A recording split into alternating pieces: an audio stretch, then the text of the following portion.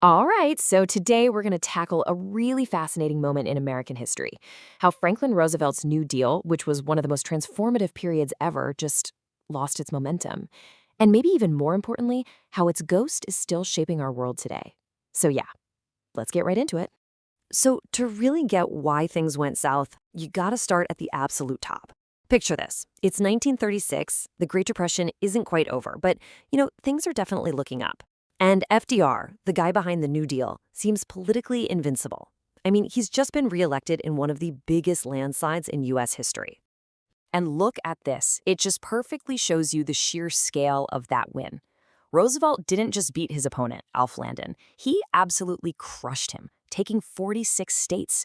Landon only scraped by with Maine and Vermont. You'd think, looking at this, that Roosevelt had a blank check to do whatever he wanted, right? And that right there is the big question. If FDR was that popular, with a victory that massive, what happened? How does that much political power just run out of gas? Well, it really boils down to two major mistakes. The first big problem wasn't a political rival. Nope. It was a head-on collision with the third branch of government, the Supreme Court. This was a constitutional showdown, and the consequences were huge. Okay, so here's the deal. The American people, they loved the New Deal, but a conservative majority on the Supreme Court, not so much. They kept ruling that these huge parts of Roosevelt's recovery plan were unconstitutional, basically tearing down his whole agenda piece by piece. So what did FDR do?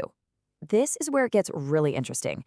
His official plan, the one he told everyone, was to add a new justice for every current one over 70. He argued it would just, help the court with its workload. But come on, everybody knew what was really going on. It was a plan to stack the court with up to 6 new justices who would support his policies. His opponents jumped all over it. They called it a court-packing scheme, and yeah, they painted it as a massive power grab. And boy, did that plan backfire. I mean, spectacularly.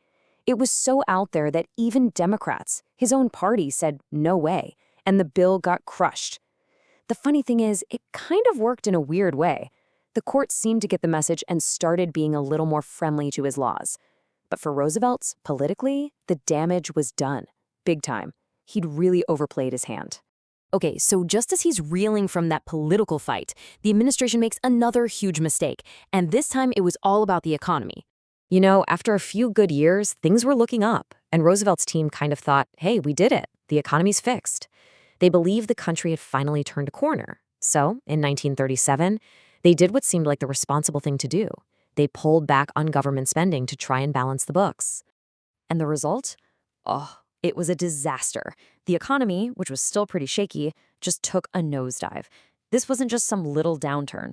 His enemies pounced on it and slapped a politically poisonous label on it, the Roosevelt Recession. Ouch.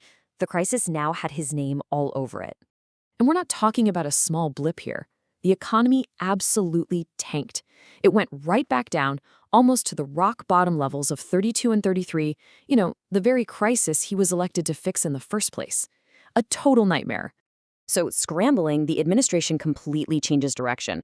They grab onto this brand new, pretty radical idea from an economist named John Maynard Keynes. And the gist of Keynesian economics is this.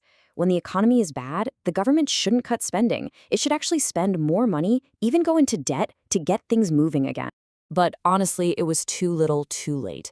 The 1-2 punch of the court-packing scandal and the Roosevelt recession was just devastating.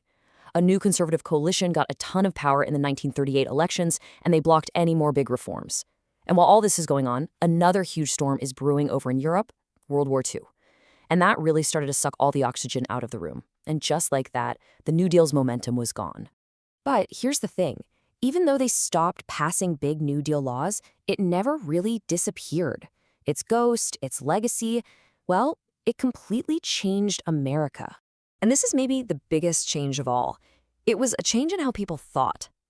Before the New Deal, for most folks, the federal government was something way off in Washington, D.C. You barely noticed it. But after, people started to see the government as, well, a potential partner in their lives, an ally that could step in and help out when times were tough. So if you boil it all down, you get these 3 huge, lasting legacies. 1, government's role in your everyday life was just transformed. Two, it created this powerful new coalition for the Democratic Party that would basically run the show for decades. And three, it completely shaped how two whole generations of Americans saw the world. And this quote, man, it just captures that third point perfectly. For the millions who lived through the Great Depression, that memory, that ghost of those days when things came hard, it never, ever left them. It changed everything: how they voted, how they spent their money, and what they demanded from their leaders for the rest of their lives.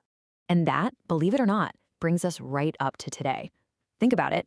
The big arguments from the New Deal: how big should government be? What kind of safety net should we have? How much should we regulate business? I mean, those are the exact same fights we're having in American politics right now. So it leaves you with this one last big question that historians still argue about. When did the New Deal actually end? Was it in 1938? Did World War II end it? Or maybe, in a lot of ways, it never really ended at all.